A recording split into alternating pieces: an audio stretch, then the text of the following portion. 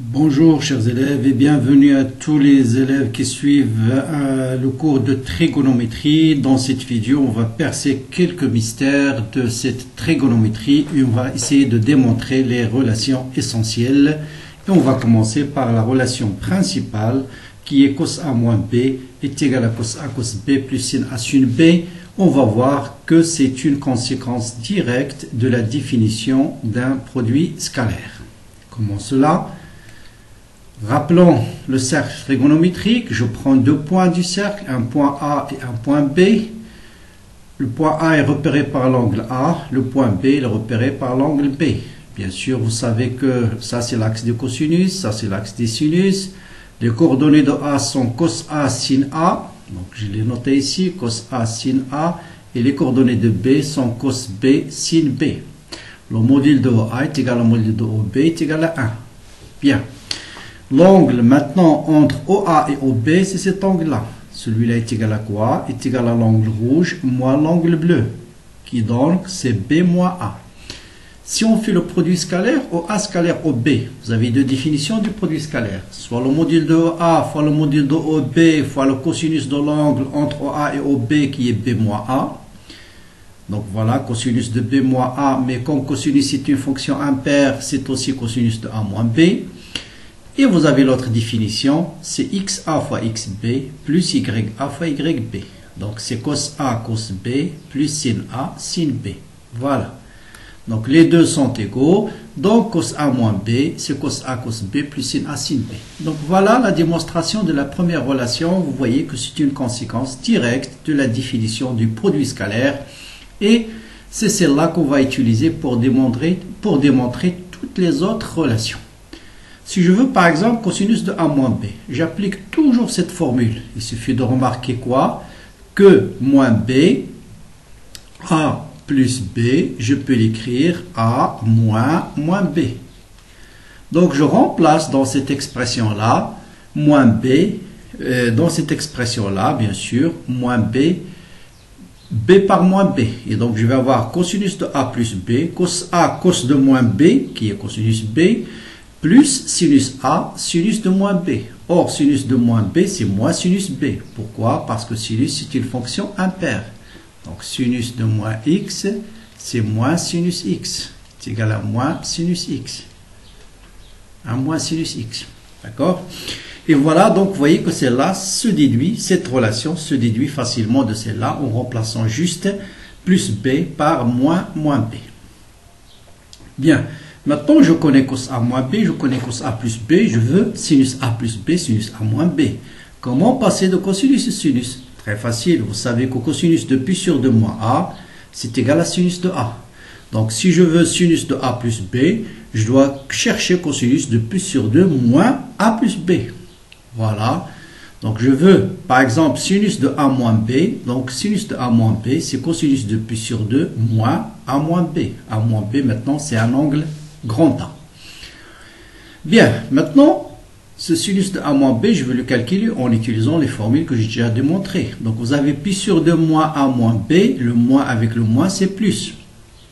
Et donc, vous avez cosinus de A plus B. Tout ça, maintenant, va être petit a plus B. J'applique la formule. Donc, est égal à cos A, c'est-à-dire pi sur 2 moins A cos B, moins sin A, pi sur 2 moins A sinus B. Or, cosinus de pi sur 2 moins A, c'est sinus A, et sinus pi sur 2 moins A, cos A. Voilà la troisième relation. Donc, vous voyez, tout se déduit à partir d'une seule. Maintenant, si je connais sinus de A moins B, bien sûr, comme tout à l'heure, A plus B, je le remplace par A moins B. Donc, c'est la même. Sinus A plus B se déduit à partir de cette relation en remplaçant B par moins B. Cos de moins B, c'est cosinus de B. Sinus de moins B, c'est moins avec ce moins, il devient plus. Et voilà, les quatre fameuses relations se déduisent maintenant facilement, toutes les quatre à partir d'une seule. Maintenant, quelques conséquences de ces quatre relations. Vous savez bien sûr, si A égale à B dans cette relation, A égale à B, je vais avoir cosinus de 2A, c'est cos A fois cos A, c'est-à-dire cos carré A, moins sinus A fois sinus A, sinus carré A. Si j'ajoute la relation fondamentale cos carré plus sinus carré égale à 1, je peux écrire encore cette relation sous la forme cos carré de A. Je remplace sinus carré par 1 moins cos carré. Voilà. Et donc, cos carré moins moins, c'est plus. Donc, ça sera 2 fois cos carré moins 1. Donc, je déduis cos carré de A est égal, le 1, je le ramène de l'autre côté, 1 plus cosinus de 2A sur 2. Donc, voilà cos carré de A. Donc, celle-là, c'est une relation très importante, très utile. Si vous connaissez par exemple cosinus de 2A, vous pouvez déterminer cosinus de A. Ou inversement, si vous connaissez cosinus de A, vous pouvez déterminer cosinus de 2A. On va voir un exemple tout de suite. Même chose, je peux déterminer sinus carré. Toujours, je remplace ici cos carré par sa valeur. Cos carré, c'est quoi? C'est 1 moins sinus carré. Donc 1 moins sinus carré, c'est 1 moins 2 fois sinus carré de A. Donc je ramène sinus carré de l'autre côté. Il reste 2 fois sinus carré, c'est 1 moins cosinus de 2A. Donc sinus carré, c'est 1 moins cosinus de 2A sur 2. Très bien.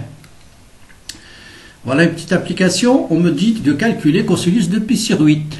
Bon, je reviens au cercle classique. Tout ce que je connais, c'est les angles magiques. Ce sont pi sur 6, pi sur 4, pi sur 3 et leurs dérivés. C'est-à-dire cet angle plus pi sur 2, ou bien plus pi, ou bien plus moins pi sur 2.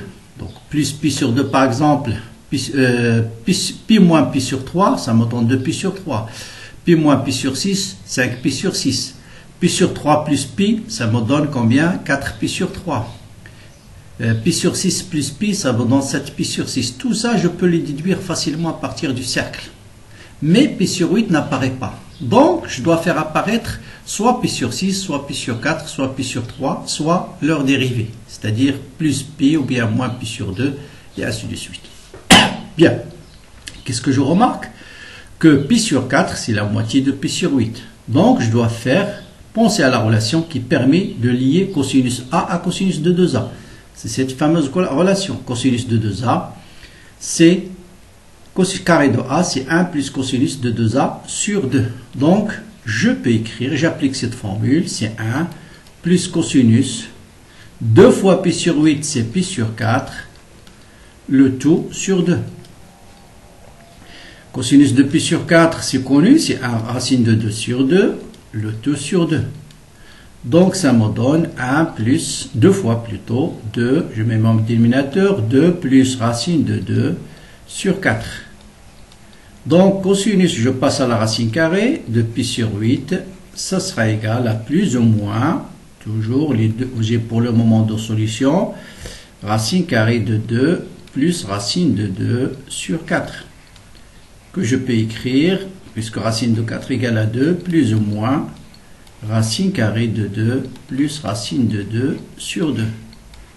Maintenant, je dois choisir laquelle est la bonne. Est-ce que c'est plus ou moins? Je regarde l'angle pi sur 8, il se trouve dans ce cadran-là. Or, tous les angles de ce cadran, ils ont cosinus positif. Donc, tout de suite, j'ai mis la borne moins et la bonne solution, c'est plus. Voilà pour cette équation-là. Très bien. Je passe maintenant à notre application. On me dit, par exemple, de montrer que sinus 3x sur sinus x plus cosinus de 3x sur cosinus x est égal à 4 fois cosinus de 2x. Bon, à partir de là, l'idée la plus simple, d'abord, c'est mettre en même dénominateur. Et là, je vois que cos sin plus sin cos. Quelle relation fait apparaître cos sin plus sin cos? C'est sin a plus b. Et donc, je déduis tout de suite que tout ça, ça sera sinus x plus 3x. C'est sinus 4x. Sur sinus x fois cosinus x. Très bien. Maintenant, je dois écrire tout ça en fonction de cosinus de 2x. Or, je sais que sinus 2x, c'est 2 cosinus x sinus x. Donc, sinus 4x, je peux l'écrire sinus 2 fois 2x.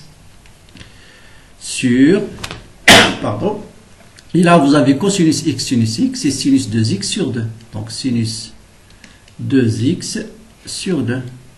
Bien, j'applique sinus 2 fois grand X, tout ça c'est grand X maintenant, ça sera 2 fois cosinus grand X qui est 2x fois sinus 2x sur sinus 2x sur 2. Bon, il y a des simplifications, je simplifie par sinus 2x, et 2 je le ramène au numérateur et ça devient 4 fois cosinus de 2x. Voilà. Voilà la démonstration. Donc, ce sont des applications directes des formules que nous avons vues jusqu'à maintenant. Eh bien, en plus de ces 4 relations, vous avez d'autres relations qui permettent de transformer la somme en produit. Et qu'on peut déduire aussi toutes les 4 à partir de ces 4 nouvelles relations à partir de ces 4. Par exemple, si je veux déterminer cos A, cos B, vous voyez bien que si je note cette relation A, cette relation 2, faites la relation A plus la relation 2. Qu'est-ce que vous allez obtenir? Cos A plus B plus cos A moins B est égal à quoi? Sinus A, sinus B moins sinus A, sinus B va disparaître. Et donc, vous allez avoir 2 fois cos A, cos B. Donc, cos A, cos B, c'est cette somme divisée par 2. Voilà. Si je veux sinus,